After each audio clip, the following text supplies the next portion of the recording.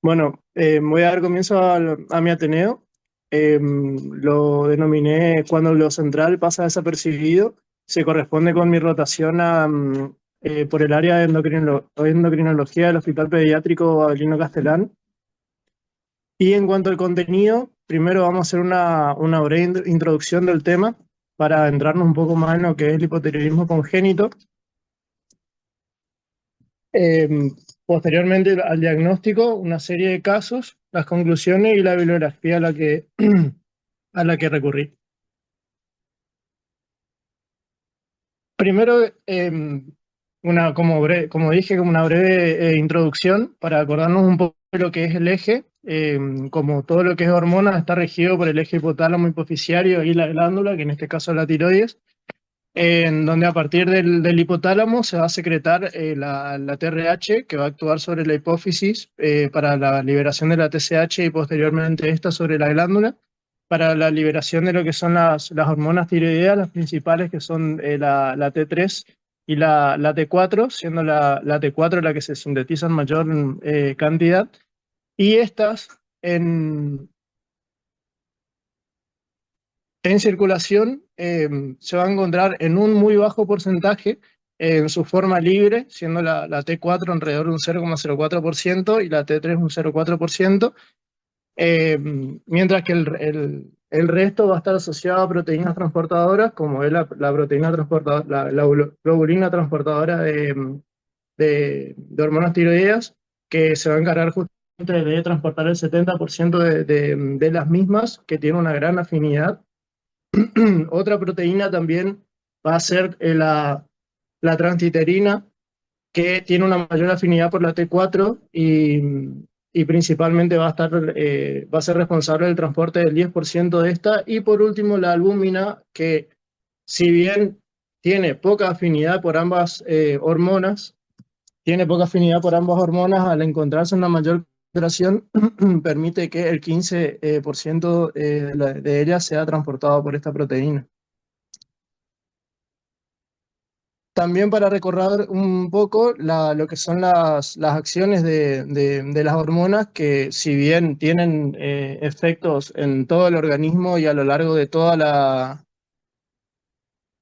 a lo largo de cualquier edad, digamos,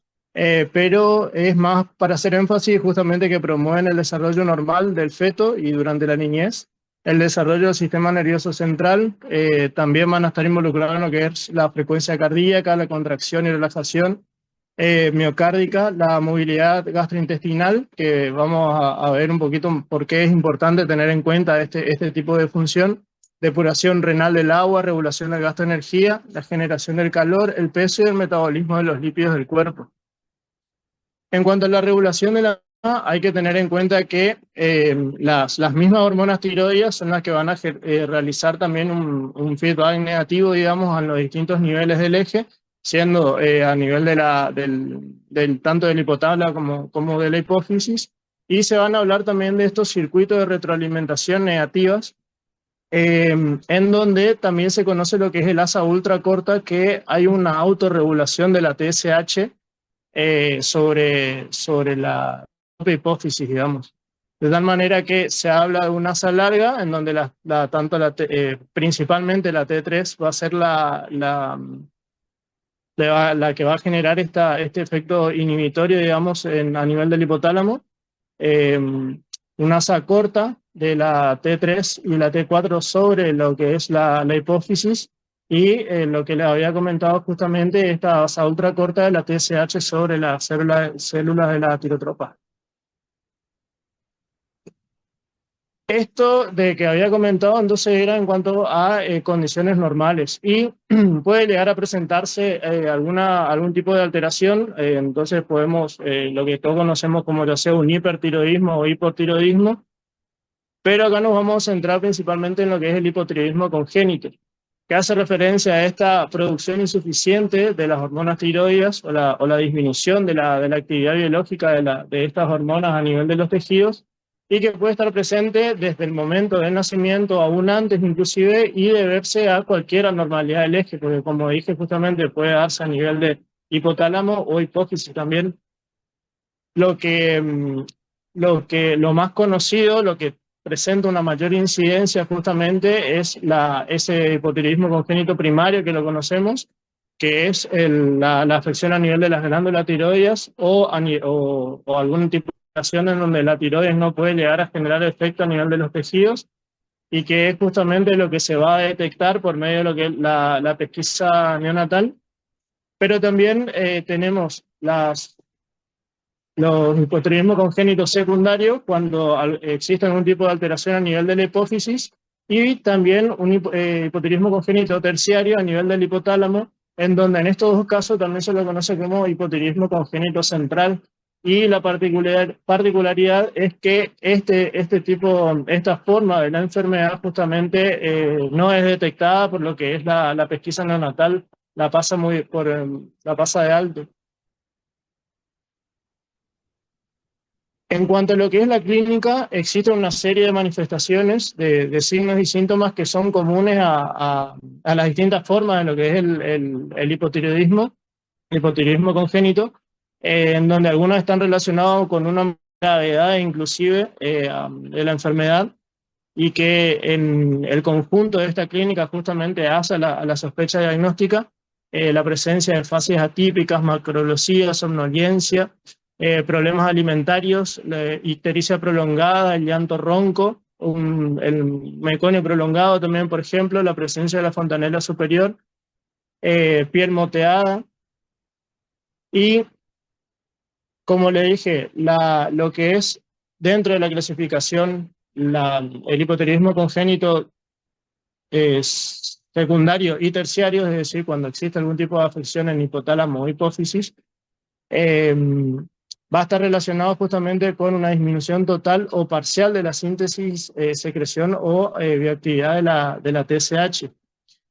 Y comparado nuevamente con lo que es la forma primaria, es una enfermedad muy rara que, según alguna bibliografía, tiene una incidencia reportada entre 1 en 30.000 y 1 en 50.000 individuos, con la particularidad de que con el paso del tiempo se están detectando cada vez un poco más de casos, entonces esa incidencia también se va modificando. Otra cosa de que tenga la bibliografía haga referencia a esos números justamente que no es detectada por el cribado neonatal y el hallazgo va a ser primero clínico por la presencia de algunas manifestaciones clínicas que había comentado anteriormente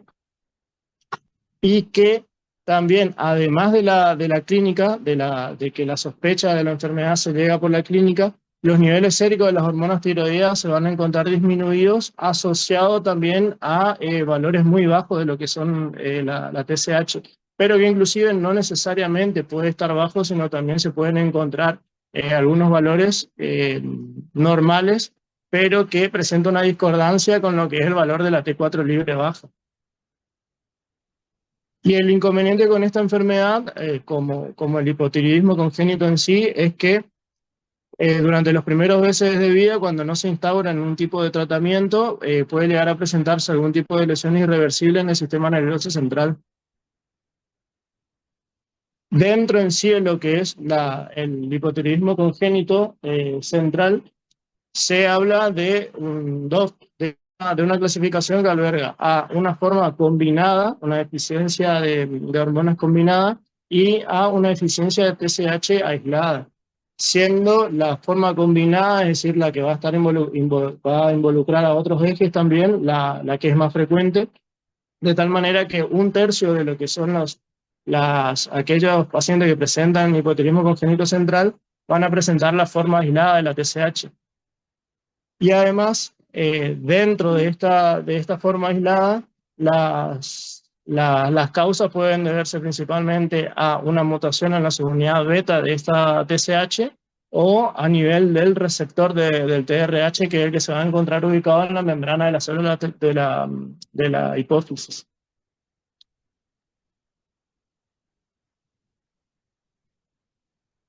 Entonces, como dije, un tipo de mutación que está asociado a esta forma aislada de la TSH Es importante que hagamos un repaso también sobre lo que es la estructura de la TSH, que era una glicoproteína, está formado por dos subunidades enlazadas de forma no covalente, y que esta presenta una subunidad alfa común a otras glicoproteínas hipoficiarias, como la LH, FSH, la gonadotrofina coriónica humana, y una beta que va a ser específica a cada una de ellas y es justamente la que le va a conferir una propiedad de unión y la actividad biológica específica de cada una. A nivel específicamente de la TRH, había dicho dentro del eje que actuaba sobre lo que era la hipófisis. Y específicamente esta va a inducir la síntesis y liberación, además de la síntesis y liberación, también otros procesos, otras modificaciones otras transduccionales, dentro de las que las más importantes son esos procesos de glicosilación, que van a estar muy relacionados con lo que es la función biológica de la TSH y que inclusive también va a ser la responsable de que funcione de manera correcta o no, digamos, esa TSH. De tal manera que dentro de todas de esas variaciones van a existir distintas isoformas según el grado de glicosilación y la conformación final. Y además, según las distintas variaciones en cuanto a este proceso, las distintas isoformas que se den de la TSH van a presentar distinta vida media e inclusive también distinta bioactividad. Es decir, algunas van a ser funcionales y otras no. Que como se puede ver en la imagen, una representación de la célula de la tirótropa, en donde la TRH va a estar en contacto con su receptor, que en este punto es uno de lo que estaba relacionado justamente el hipotiroidismo congénito central. eh, Va a desencadenar una serie de señalizaciones que va a estimular a la transcripción del gen de la subunidad beta de la TSH, posteriormente su glicosilación, conjugación con la subunidad alfa, para que una vez ya la molécula de TSH ensamblada sea liberada de la hipófisis y pueda ejercer su efecto en la glándula tiroides. Existen varias alteraciones, mejor dicho, aparte también de las que le había comentado dentro de esa clasificación de TSH de la subunidad beta aislada, de la TSH aislada, ya que con el tiempo se fueron encontrando nuevos genes que eran afectados y que estaban relacionados con lo que era este hipotiroidismo congénito central. Como ver, uno de los primeros genes alterados que se encontró era el de la TSH beta, el seguido del receptor del TRH, y otros genes en donde estos últimos, los más nuevos, por decirlo así, todavía no se conoce cuál es el mecanismo que va a llevar a lo que es a esa clínica del hipotiroidismo congénito central. Y también podemos ver que cómo es porque la característica de tanto lo que se conoce de la TSH beta como del receptor de TRH son autosómicos recesivos, mientras que los otros genes asociados están asociados al cromosoma X. Y también se puede ver cómo tienen un patrón en cuanto a los niveles tanto de TSH como de prolactina, dependiendo de lo de prolactina principalmente de la funcionalidad de la TRH también. Y lo particular es que a nivel de la TSH, cuando está alterado el gen TSH beta, uno de los hallazgos que se puede tener cuando se tiene la posibilidad de poder medirlo son la subunidad alfa de la TSH aumentada. Entonces, habíamos hablado que el gen de la TSH beta era uno de los principales que estaban relacionados con el hipotiroidismo congénito, pero que con el paso del tiempo se fueron encontrando nuevas mutaciones que iban a conducir a una deficiencia aislada de esta TSH, pero que seguían teniendo esta herencia autosómica recesiva. Y cuando se hace referencia a la deficiencia de la TSH, estamos hablando de una alteración a nivel de la actividad biológica o inclusive una ausencia relacionada entre las subunidades de TSH en los pacientes, que por eso también podemos encontrar las subunidades alfa elevadas, tipo características asociadas a las alteraciones de este gen. Y algo característico en estas mutaciones es que están asociadas a ya sea sustituciones o de lesiones cuando se genera la síntesis de estas glicoproteínas, que hay distintos corrimientos de marco de lectura que llevan a la formación de una molécula trunco, una molécula de TSH con una actividad biológica disminuida, por ejemplo. Y una de las principales mutaciones, que justamente es la más frecuente en el país, es esta que está marcada en negrita, la C105F, que se caracteriza por esto que había comentado en un corrimiento de marco de lectura, pero que principalmente impide la formación de un puente disulfuro con otra cisteína, y la importancia que tiene esto es que este puente disulfuro es lo que establece este cinturón de seguridad entre una subunidad alfa y la subunidad beta para poder estabilizar a la molécula de la TCA. Entonces, al imposibilitar esta molécula que se forme, esta molécula estable, se ve afectado dentro de varias características lo que es la funcionalidad de la actividad biológica de la TSH. Existen, como dije, esta mutación es la más común en la Argentina, y existen otras mutaciones que también están asociadas a distintas regiones, porque hay varios estudios de mutaciones que están asociados a Japón, hay otros estudios a Alemania, Holanda y así, pero esta es la que más se encuentra en la Argentina. Esto otra vez una representación nada más a nivel de lo que es el hipotálamo, por acción de la TRH, va a estimular la TSH y también la liberación de la prolactina, que cuando se ve el defecto en el gen del TSH beta va a estar comprometida la liberación de la TSH, pero puede llegar a observarse también valores elevados de la prolactina.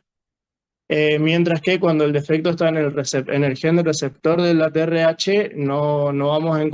vamos a encontrar niveles bajos tanto de TSH como de prola. Entonces, estas mediciones también van a orientar a de dónde viene la alteración. Y no solamente tener en cuenta la medición de prolactina, sino también a otras hormonas del eje, a la LH, FSH, al CTH, porque como dije, dentro del hipotiroidismo congénito central, la forma combinada es la más frecuente.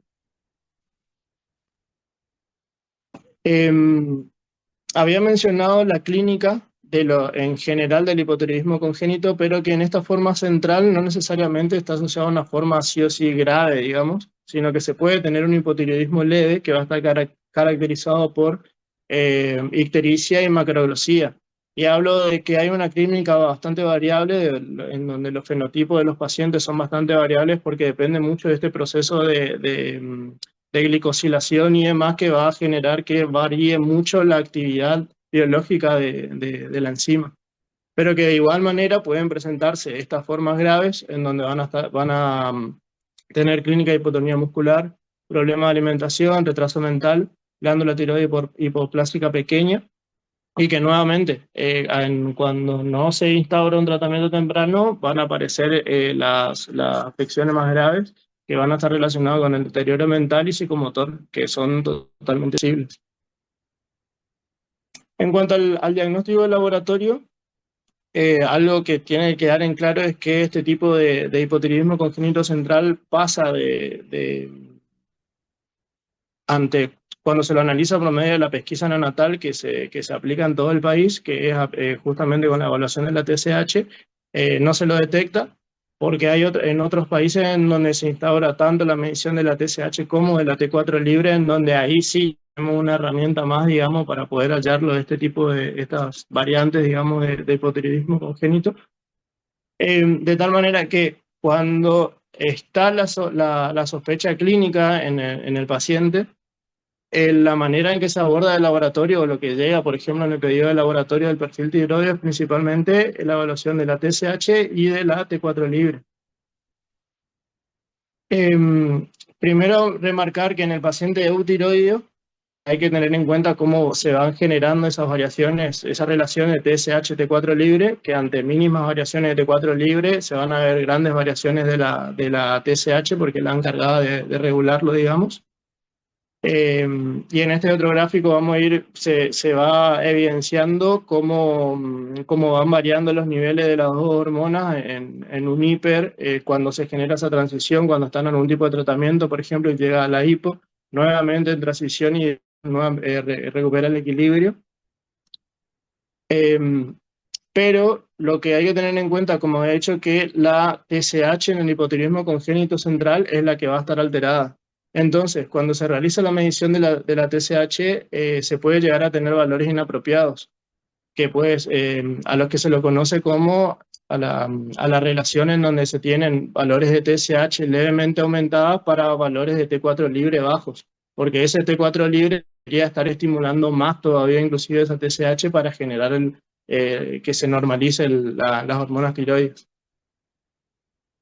Para el diagnóstico en el laboratorio se utilizan ensayos de tercera generación. Existen otros ensayos de cuarta, pero que se utilizan más que nada a fines de investigación, digamos. Entonces los de tercera son los que se cuentan con mayor sensibilidad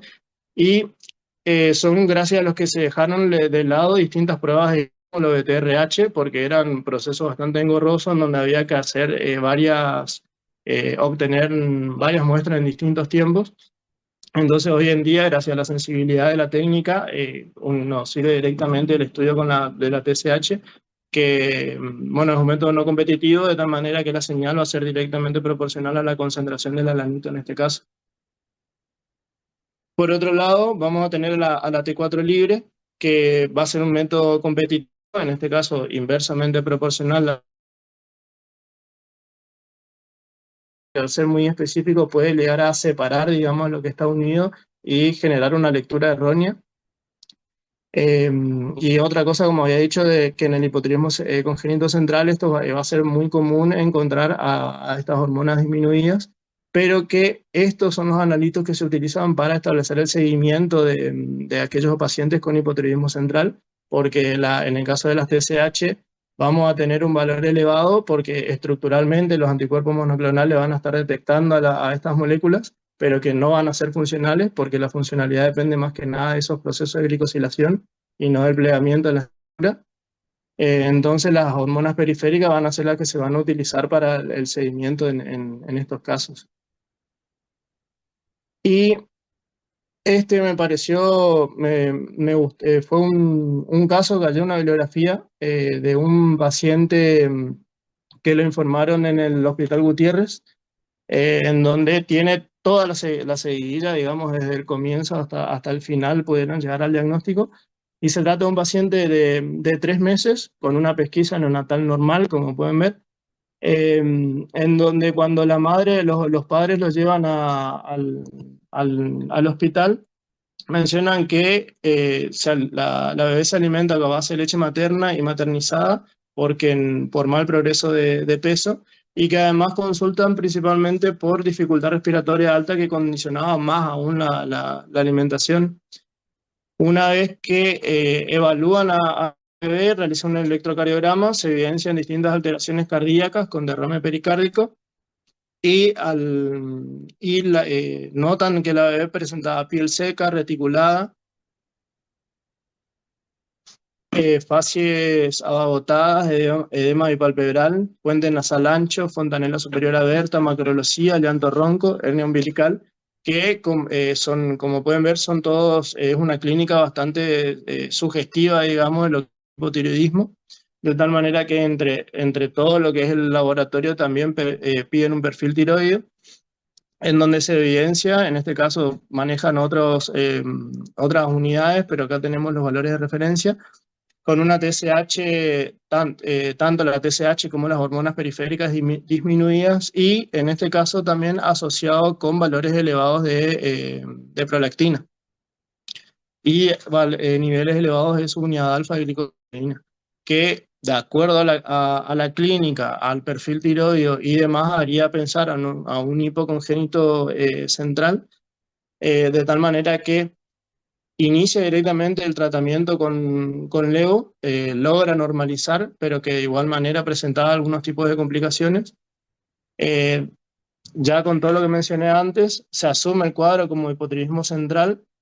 aislado, y principalmente con la sospecha en el defecto en la subunidad beta de la TSH, porque era una de las mutaciones más frecuentes, digamos, también.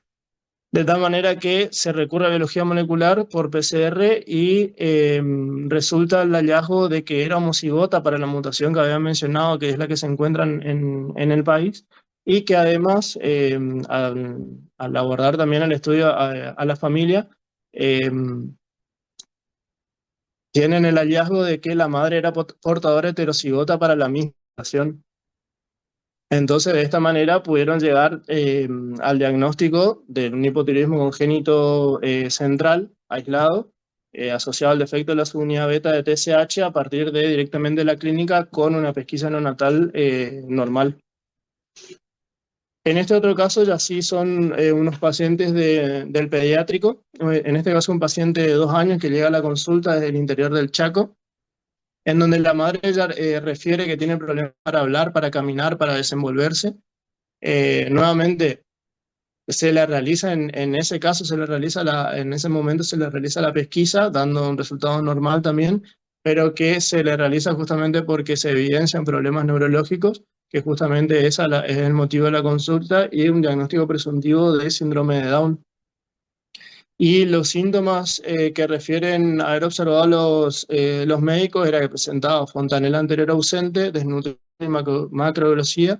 Por lo tanto, con toda esa clínica ya inician directamente el tratamiento con levotiroxina de 50 miligramos por día por la clínica justamente sugerente de hipotiroidismo y recurren y solicitan el perfil tiroideo. Y en este caso fue en el 2011. Entonces nosotros pudimos buscar la historia clínica y pudimos ver hasta la fecha cómo fue, digamos, variando ese perfil tiroideo. Y como pueden ver, en ningún momento en este caso se levantó, digamos, lo que era el valor de la TSH y que tiene tantos valores de todas de las hormonas periféricas, digamos, de T4 libre, de T3 y de T4, en donde a lo largo de los años y según los resultados que se iban obteniendo del perfil tiroideo, fueron variando también la dosis, y como pueden ver en este caso, en el 2016 recién fue que le aumentaron la dosis, pero que no hay cierta periodicidad, digamos, en el control, que eso también era algo que se notaba, que cuando lo evaluaban estaba bastante dejado, faltaba higiene, en cuanto a la higiene bucal también estaba bastante deteriorada. Y en este caso también se puede ver cómo en uno de los tantos análisis de las veces que pidieron el laboratorio, también decidieron pedir los niveles de FSH, LH y ACTH, en donde no había ninguna alteración asociada, digamos, no son valores normales. Estos son los valores más cercanos a la fecha, en donde nuevamente se puede ver cómo fue variando la dosis, en este caso la aumentaron nuevamente. Luego lo volvieron a disminuir.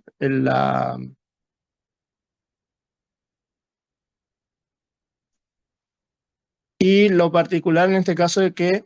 bueno, esto también era algo que informaban la evolución, cómo iban analizando, digamos, mediante lo que eran los estadios de Tanner de los genitales del vello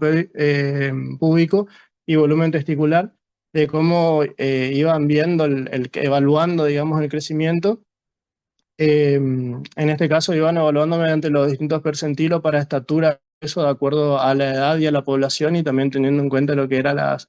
características de los padres, que en primera instancia, digamos, es como que estaba fuera de ese percentilo, es decir, había algún tipo de alteración en el crecimiento, pero que se fue normalizando, lo mismo con el peso. Y en este otro caso, solamente para mencionar de que se trata del hermano el que había contado anteriormente, pero él también se realizó la pesquisa, fue pesquisa normal, pero el análisis inició mucho más, de manera más temprana, alrededor de los 5 meses, en donde también ya se empezaba a evidenciar alguna alteración del sistema nervioso, algún tipo de problemas en cuanto al movimiento y a la alimentación. Así que se recurrió justamente al estudio mediante el perfil tiroideo, en donde se llegó al mismo hallazgo, en donde se puede ver cómo se llegó a instaurar el tratamiento, pero de igual manera la clínica ya estaba, ya Estaba alterado, digamos, el sistema nervioso de los chicos.